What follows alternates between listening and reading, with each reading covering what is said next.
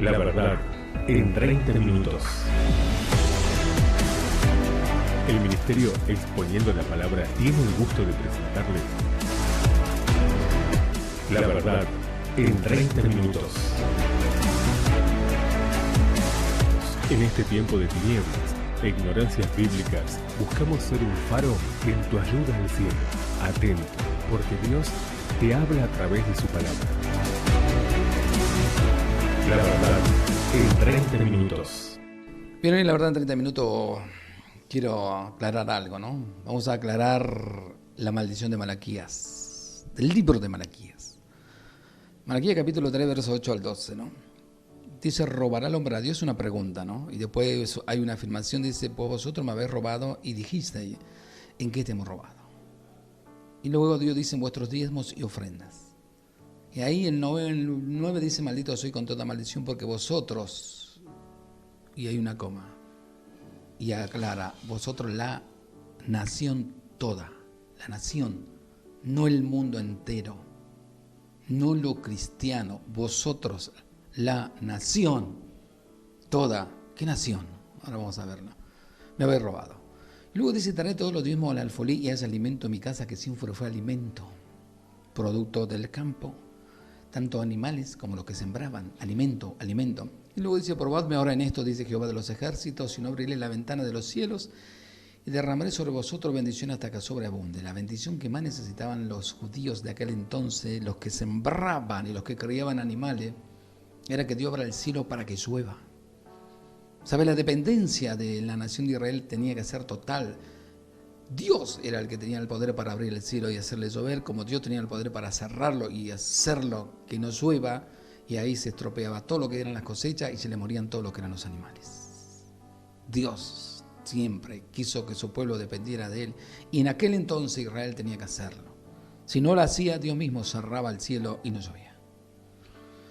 Ahora, contexto del pasaje. El pasaje de Malaquías 3, 8 al 10 contiene importantes enseñanzas para todos los creyentes.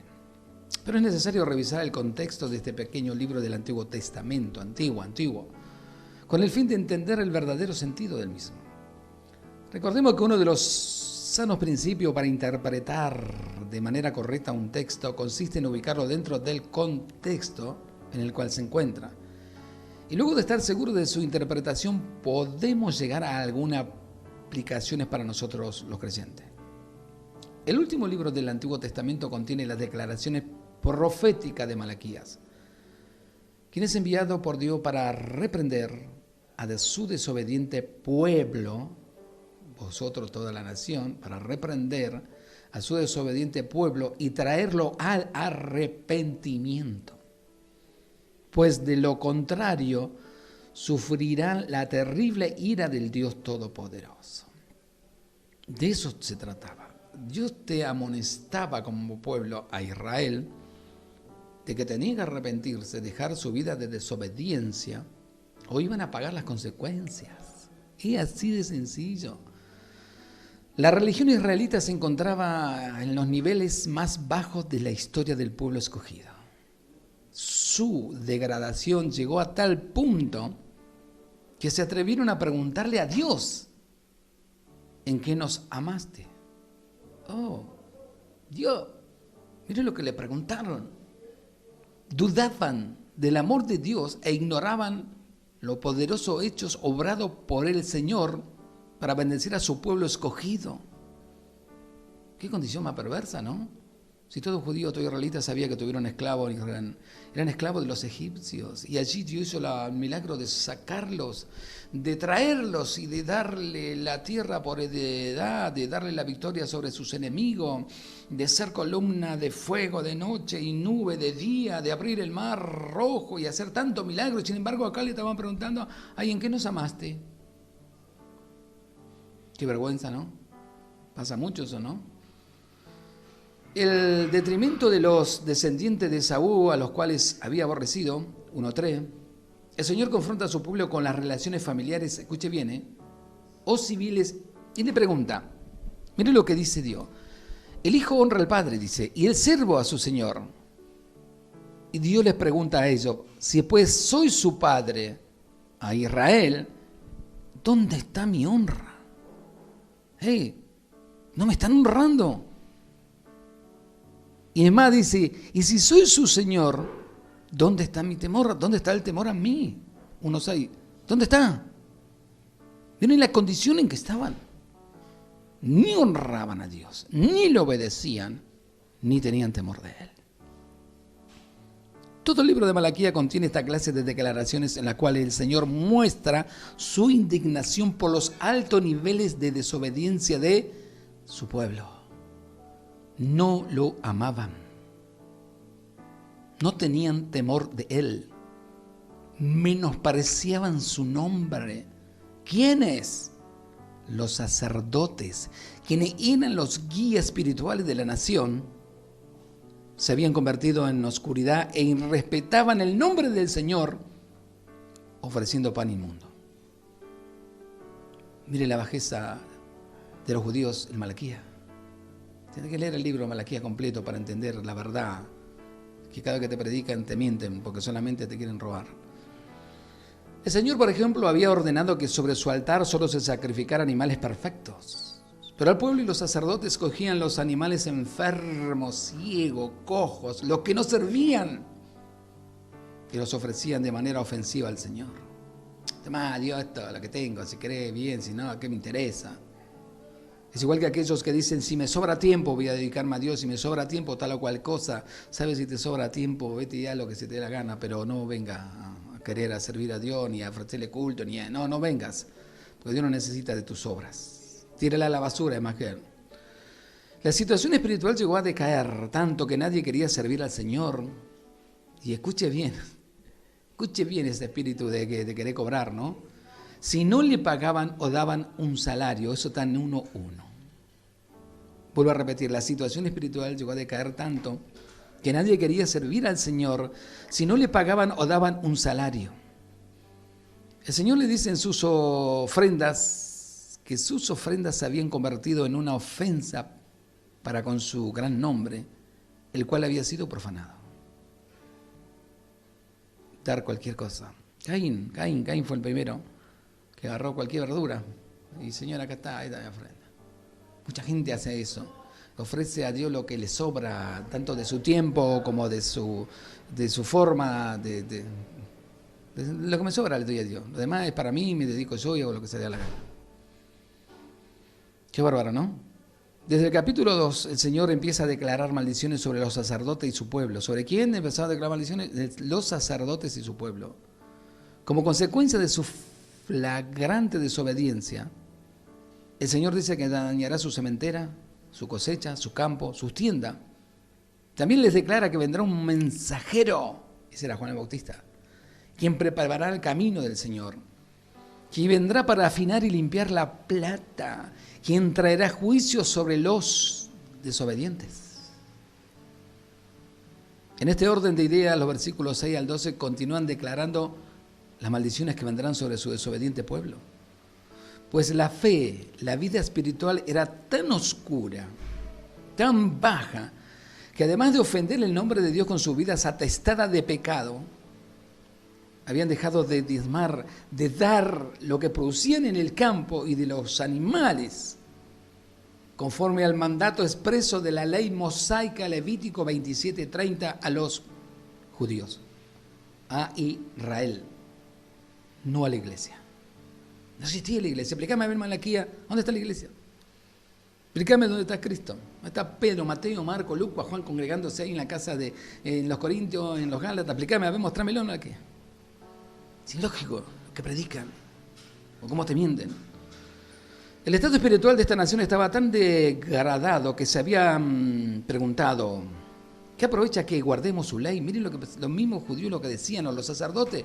¿De qué aprovecha que guardemos su ley y que andemos afligidos en la presencia de Jehová de los ejércitos? O sea, ¿para qué voy a ser obediente? ¿Para qué voy a hacerle caso a Dios? ¿Para qué voy a guardar mi vida para Dios? ¿Para qué voy a servirle? ¿Para qué? ¿Para qué? ¿Y para qué? Mira el estado en que estaba esa nación llamada Israel en el libro de Malaquías.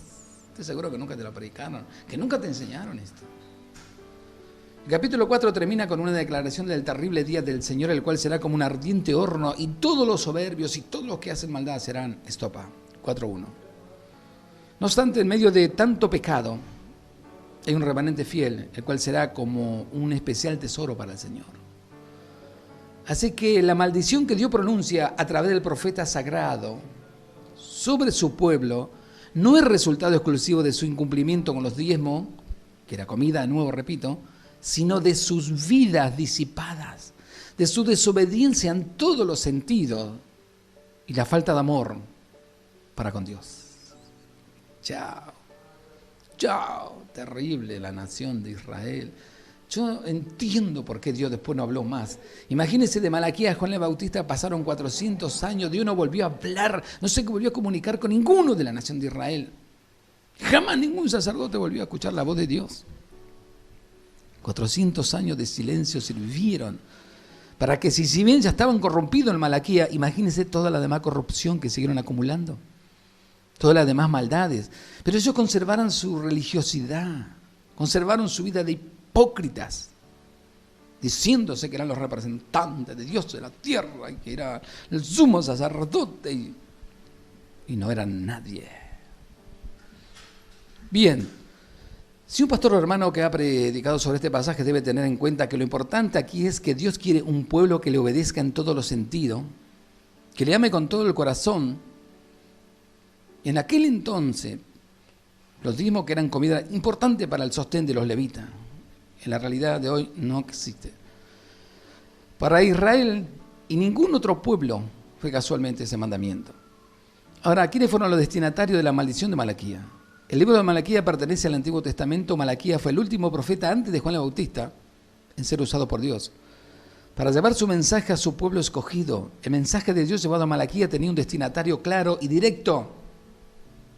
Y está en Malaquías 1:1, dice el pueblo de Israel. Lo dice claramente Malaquías 1:1. Veamos. 1:1 dice: profecía de la palabra de Jehová contra Israel por medio de Malaquías. ¿A quién estaba hablando Malaquías? ¿A qué congregación? ¿A la bautista, a la metodista, a la presbiteriana, a la pentecostal? No. Israel.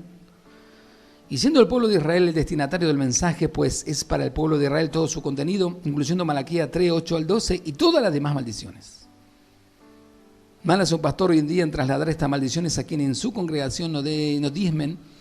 El peso de esta carga impuesta a gentiles bajo un nuevo pacto y dentro de la iglesia de Jesucristo caerá sobre sus propios hombros y tendrán que responder por colocar en el pueblo de Dios un yugo que Cristo retiró en la cruz del lomo de nosotros los gentiles, así como toda la carga que constituye las 613 leyes de Moisés. Nunca hablan de las 613 leyes de Moisés que el pueblo de Israel tenía que cumplir. Nunca hablan para que la supuesta congregación lo cumpla. No tenemos nada que ver con eso, no lo vamos a cumplir tampoco. Nunca hablan de que tenemos que circuncidarnos, no somos judíos, no tenemos que guardar el sábado, no somos judíos. Y hay una sarta de festividades que eso la festejan, pero nosotros no, porque no somos judíos, somos gentiles. Nosotros como pueblo del nuevo pacto no tenemos la ley ni del diezmo ni de nada, por lo tanto no hay maldición sobre nosotros. Nosotros somos benditos, pero somos benditos en Cristo porque Él nos compró a precio de sangre. Somos justificados por Él. Él nos amó de tal manera que dio su vida en esa horripilante cruz para que tú y yo, si creemos y vivimos para Él, porque creer significa vivir. Muchos dicen que creen en Jesús y viven como hijos del diablo. Creer significa vivir lo que tú crees. Creer es vivir. Por eso que Pablo, Mateo, Marco, Lucas, Juan, cuando conocieron a Jesús y crecieron en Él, cambiaron su vida rotundamente. Su vida, sus intenciones, sus pensamientos, sus actitudes, su proceder. Cambiaron sus objetivos personales y sus sueños por los objetivos eternos. Y a pesar de que los objetivos eternos le traerían problemas, y muchos de ellos terminarían muriéndose porque los matarían, aún así siguieron creciendo y viviendo para Jesús.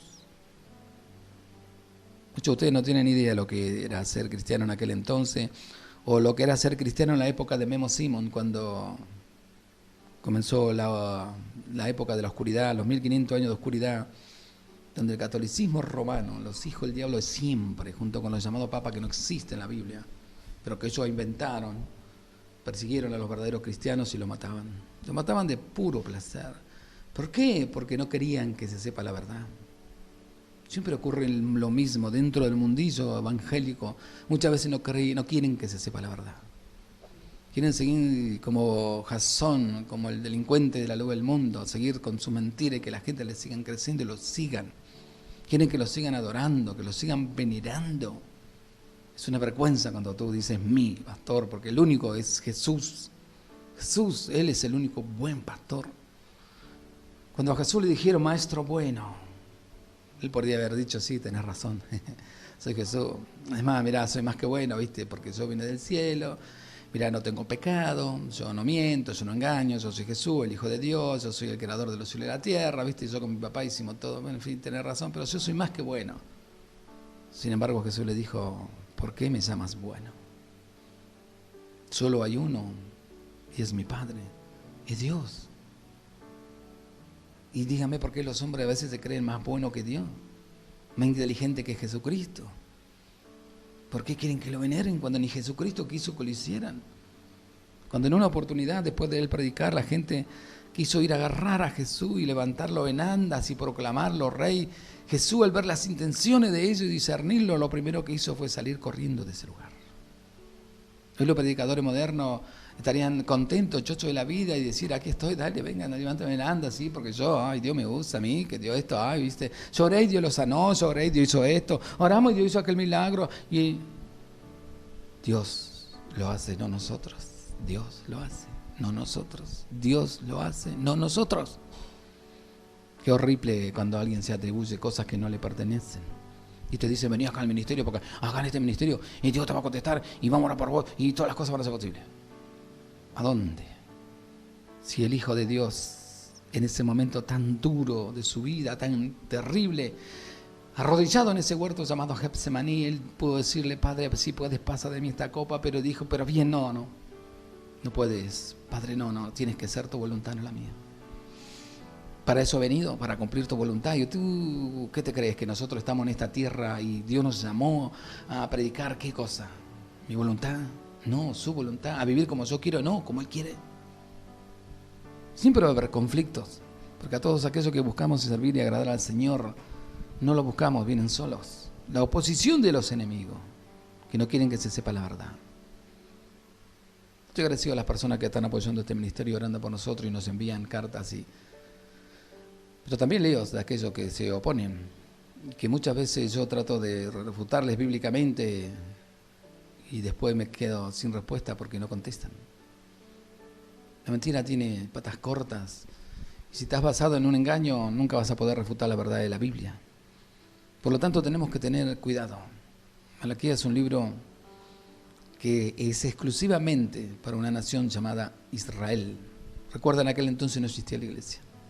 Por lo tanto, la demanda fue solamente para Israel, quien después de tantos milagros, maravillas, prodigios y señales hechas por el Dios de la gloria, para sacarlos de la esclavitud, para convertirlos en un pueblo, para hacerlos libres, terminan de esta manera, en el último libro de la Biblia del Antiguo Testamento. Terminan no reconociendo el amor de Dios, terminan desobedeciendo a Dios, terminan haciendo lo que se les da la gana, por las razones que se les da la gana, y el compromiso de mantener a los levitas a través de lo que ellos sembraban, los animales que criaban, tampoco lo estaban cumpliendo. Pero pagó las consecuencias por no hacerlo, pagaron las consecuencias, porque Dios les advirtió lo que iba a ocurrir. Dios les dijo bien claro, si ustedes vuelven a su obediencia y vuelven a cumplir las cosas que habíamos pactado, bueno, abriré la ventana de los cielos y ahí va a llover y el campo va a producir y los animales van a vivir. Si no lo hacen, no va a ocurrir eso. Pero a veces la desobediencia y la obstinación es tan terrible que no quieren, no les interesa y no les importa. Porque más de una vez hemos charlado con personas aconsejándole bíblicamente lo que puede hacer para mejorar su condición de vida, enseñándole a salir de las circunstancias en que estaban y que ellos podían hacerlo, y no lo quisieron. Cuando cayeron en la trampa que ellos mismos se tendieron, ¿sabes? Después es difícil salir del hoyo cuando caíste. Te advirtieron para que no caíste, pero no quisiste escuchar. Así que tengamos cuidado. Las maldiciones de Malaquías no son para nosotros, nunca lo fueron y nunca lo serán, porque somos cristianos. El Padre nos mira a través de Cristo y Cristo en la cruz del Calvario sepultó toda maldición. Somos benditos en Cristo. Escríbalo en su casa, en todos los lugares que sea posible, ponga bien grande, soy bendito en Cristo. Y por dar dinero, nadie es maldito, porque Jesucristo jamás lo dijo. Somos cristianos por seguir a Cristo, no una denominación, y mucho menos hacerle caso a los hombres. Operador. Le damos gracias por su tiempo con el ministerio Exponiendo la Palabra. Será hasta el próximo encuentro en La Verdad en 30 minutos. Muchas gracias.